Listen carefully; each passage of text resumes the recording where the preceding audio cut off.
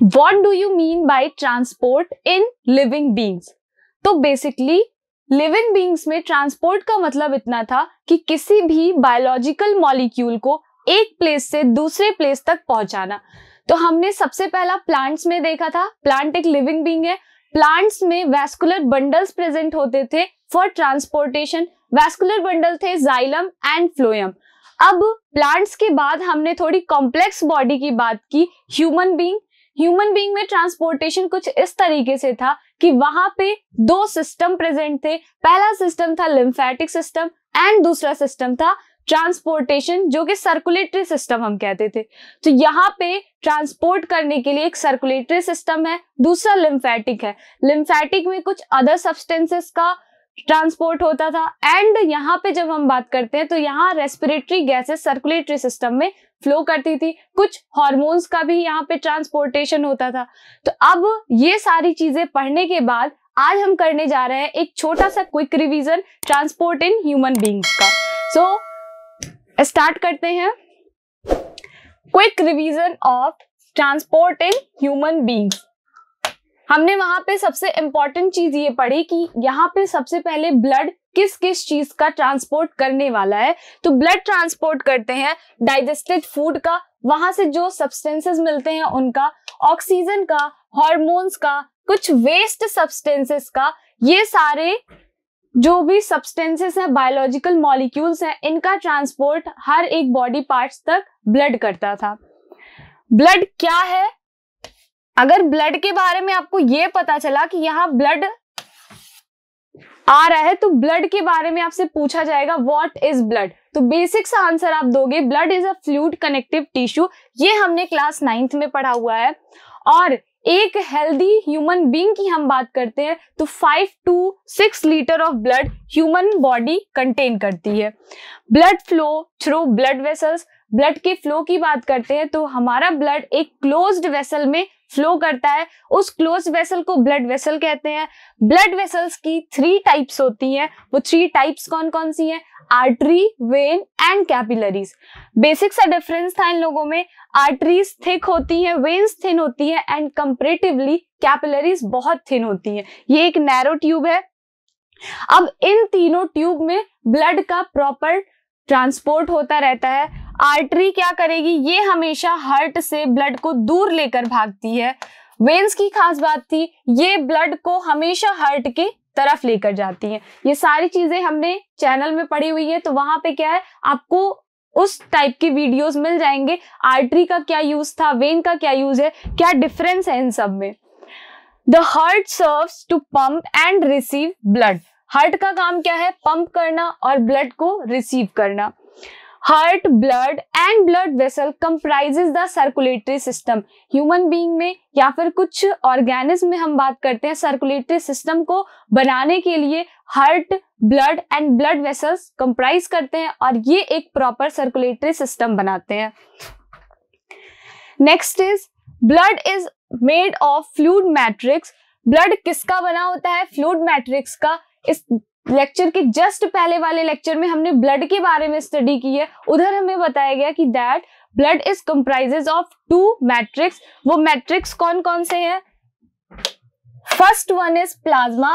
Plasma का 55% होता है ब्लड में एंड जो अदर 45% होते हैं वो ब्लड सेल्स होते हैं।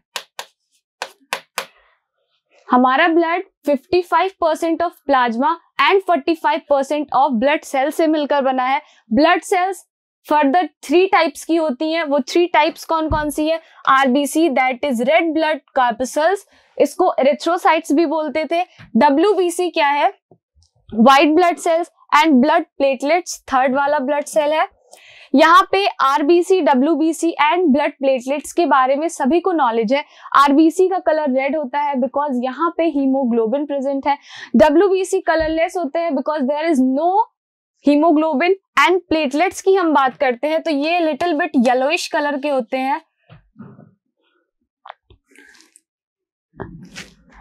और प्लेटलेट्स का सबसे अच्छा काम क्या है कि इनके पास होते हैं clotting factors. Clotting factors present होने की वजह से ये कभी भी इंजरी होने पे ब्लड लॉस को प्रिवेंट करते हैं। All blood cells are made in the bone marrow. This is new thing, ये हमने लेक्चर्स में नहीं पढ़ा है बिकॉज हमारी सिलेबस में नहीं है, पर यहाँ हम क्विक रिवीजन में कुछ ना कुछ जनरल नॉलेज वाली चीजें भी जानते हैं। तो ये क्या है, this is a general science. यहाँ पे आप याद रखो कि जो भी ब्लड सेल्स बनती हैं वो हमारी बोन मैरो में बनती हैं। बोन मैरो क्या है, हमारी बोन्स के बीच में जो स्पेस होता है वहां पे कुछ फ्लूइड्स प्रेजेंट होते हैं, उस फ्लूइड को हम बोलते हैं बोन मैरो, और इसी बोन मैरो में 95% ऑफ ब्लड सेल्स बनते हैं।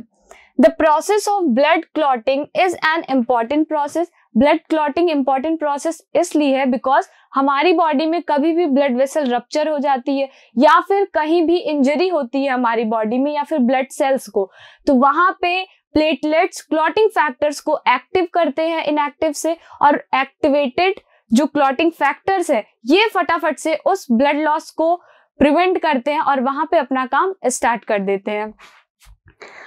Blood group determining antigens are located on the surface of RBC. अब ये ब्लड ग्रुप वाला फैक्टर भी नया है बिकॉज हमारे सिलेबस में ब्लड ग्रुप के बारे में भी नहीं दिया हुआ है। Blood group determining antigens, RBC के ऊपर जो डिस्क शेप की आरबीसी थी, जो डिस्क शेप की आरबीसी होती है, इनके सरफेस पे प्रेजेंट होते हैं एंटीजन। अब एंटीजन किस लिए प्रेजेंट है, आपको बता दिया जाए कि हमारी बॉडी में अगर हम ह्यूमन बीइंग की बॉडी करते हैं तो यहाँ पे ह्यूमन बीइंग की बॉडी में ABO type blood group present होता है, और इस ABO type of blood group में 4 टाइप के ब्लड ग्रुप्स प्रेजेंट होते हैं। पहला है ए, सेकेंड इज बी, तीसरा है ए बी एंड चौथा है ओ ग्रुप। तो ए बी एंड ओ, ये 4 different kinds of blood groups present होते हैं ह्यूमन बॉडी में। और यहाँ पे क्या है, इनकी खास बात क्या है कि ये एक दूसरे को ब्लड डोनेट कर सकते हैं, बट इंपॉर्टेंट चीज ये है कि जो ओ ब्लड ग्रुप है ये होता है यूनिवर्सल डोनर।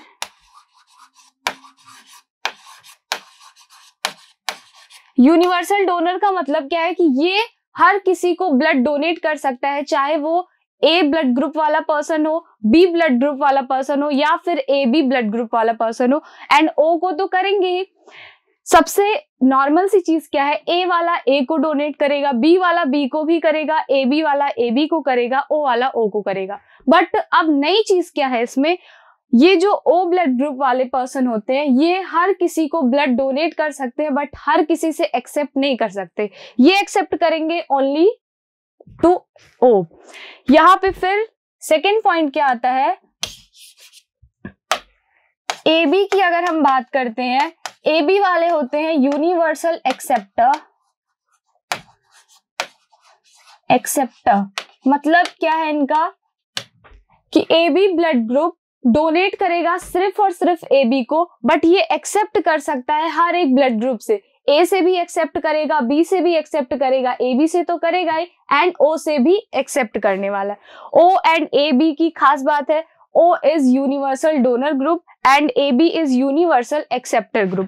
अब यहाँ पे क्या है, जब भी कोई ब्लड ट्रांसफ्यूजन करने जाता है, ब्लड डोनेट करता है या फिर एक्सेप्ट करता है, तो वहां पे रेसिपिएंट एंड डोनर दोनों के ब्लड ग्रुप को मैच किया जाता है पहले कि क्या ये ग्रुप सही है या नहीं। वहां पे ग्रुप मैचिंग होती है, आफ्टर ग्रुप मैचिंग ही वहां पे ब्लड का ट्रांसफ्यूजन कराया जाता है।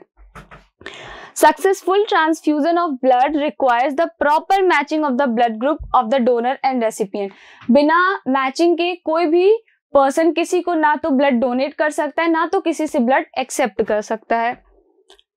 Next point is about lymph. Lymph is yellowish fluid. Lymph क्या है, येलो कलर का फ्लूइड होता है containing cells called lymphocyte cell. यहाँ पे क्या है, लिम्फोसाइट्स होते हैं। लिम्फ येलो कलर का फ्लूइड होता है।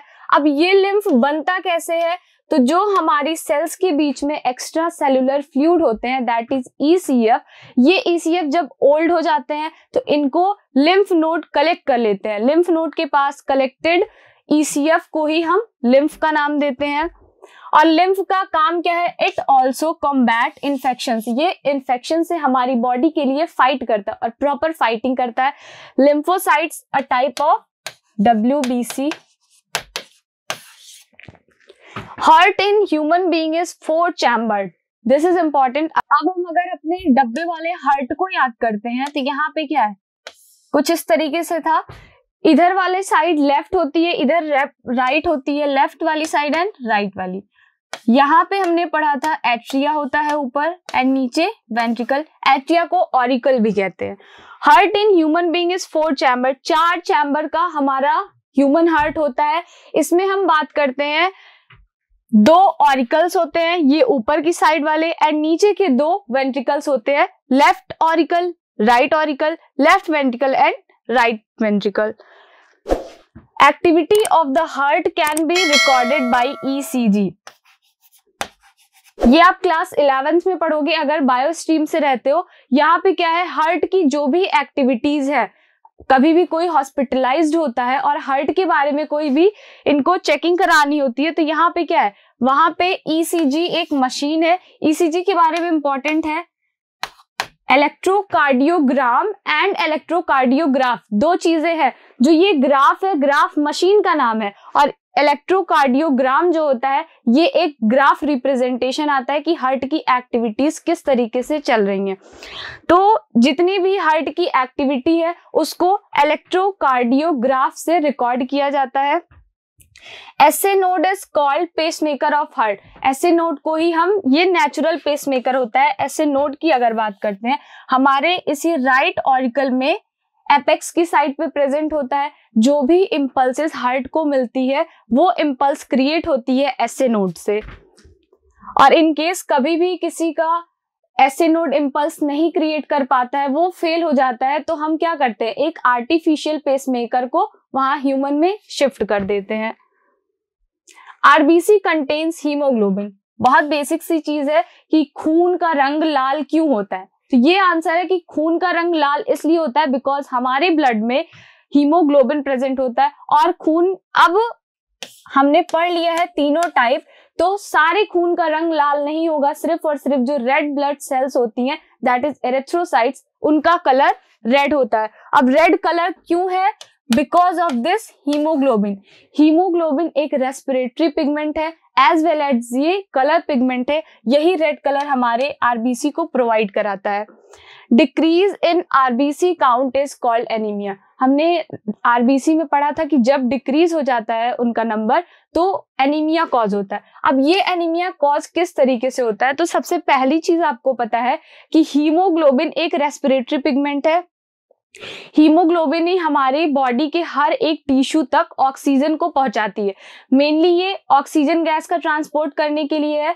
तो ये हीमोग्लोबिन कभी कभी जब आरबीसी काउंट डिक्रीज करता है तो ये ऑक्सीजन नहीं पहुंचा पाती है, ऑक्सीजन की डेफिशिएंसी होती है। और जैसे ही ऑक्सीजन की डेफिशिएंसी होने लगती है बॉडी में तो उसको हम कहते हैं, उस कंडीशन को एनीमिया। और एनीमिया की वजह से कभी कभी जब बहुत सीवियर कंडीशन आ जाती है तो पर्सन की डेथ भी हो जाती है। एनीमिया के बारे में क्या है, जब भी आरबीसी काउंट डिक्रीज करेगा तो पर्सन को हम कह देते हैं कि इसको एनीमिया है। और इंपॉर्टेंट था, डिक्रीज इन WBC काउंट क्या होता है,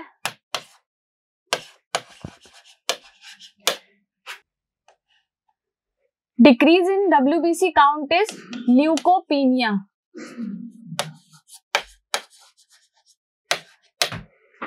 अगर बेसिकली देखा जाए तो आपके बुक्स में या फिर वैसे क्वेश्चंस क्या पूछे जा सकते हैं किसी भी एग्जाम में, डिक्रीज इन आरबीसी काउंट को क्या बोलते हैं, कि अगर वहां पे फॉल इन आरबीसी काउंट हो जाए तो उस डिजीज को क्या नाम देते हैं, दैट इज एनीमिया। और ये डिक्रीज इन WBC बहुत रेयर क्वेश्चन है, बट यहाँ पे WBC में क्वेश्चन पूछा जाता है इंक्रीज इन WBC काउंट, तो हम बोलते हैं leukaemia. Leukaemia is a type of blood cancer. ये चीज इंपॉर्टेंट है, 2 क्वेश्चन बहुत पूछे जाते हैं। पहला आपसे पूछा जा सकता है डिक्रीज इन आरबीसी काउंट बताओ क्या होता है, दैट इज एनीमिया। और इंक्रीज इन WBC ल्यूकेमिया होता है। Leukaemia is a type of blood cancer. Next point is about fishes.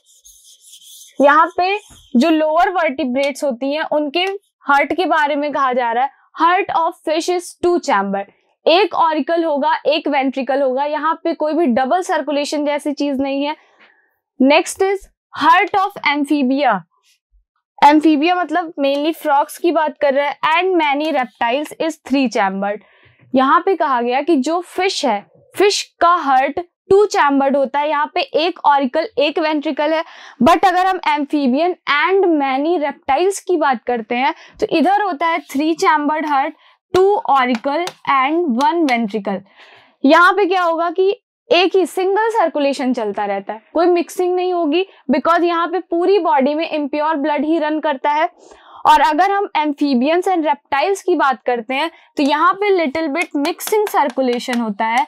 Mixing क्या है कि pure blood and impure blood का एक मिक्स वे चलता रहता है। 2 एट्रिया एंड 1 वेंट्रिकल होते हैं। अब यहाँ पे ये पॉइंट समझो, मेनी रेप्टाइल्स क्यों कहा गया है। मैनी रेप्टाइल्स कहने का मतलब यहाँ पे ये है बिकॉज कुछ ना कुछ हमें एक्सेप्शन देखने को मिलते हैं। तो वो एक्सेप्शन है क्रोकोडाइल। क्रोकोडाइल भी एक रेप्टाइल है, लेकिन उसके हार्ट का चैम्बर 4 होता है ह्यूमन बीइंग की तरह। वहां पे भी 2 ऑरिकल एंड 2 वेंट्रिकल्स प्रेजेंट होते हैं। In mammals, man and birds, man और बर्ड की बात कर रहे हैं, हमने इसको तो अच्छी तरीके से पढ़ा है। Pure and impure blood remain completely separate from each other. यहाँ पे 4 चैम्बर्ड हार्ट है। 4 चैम्बर्ड का मतलब क्या है कि एक सेपरेट पाथवे है, 2 ऑरिकल एंड 2 वेंट्रिकल प्रेजेंट होते हैं। और यहाँ पे क्या है, एक पूरी एक अच्छी खासी सेप्टम प्रेजेंट होती है, वो इनको सेपरेट करके रखती है। कहीं भी pure blood and impure blood की कोई मिक्सिंग नहीं देखी जाती। इंपॉर्टेंट चीज आप ये याद रखो कि ह्यूमन बीइंग्स में डबल सर्कुलेशन होता है। डबल सर्कुलेशन का मतलब क्या था, एक बार heart to body tissue transport होता है, बॉडी टिश्यू टू हार्ट होता है, ये सिंगल सर्कुलेशन हो गया।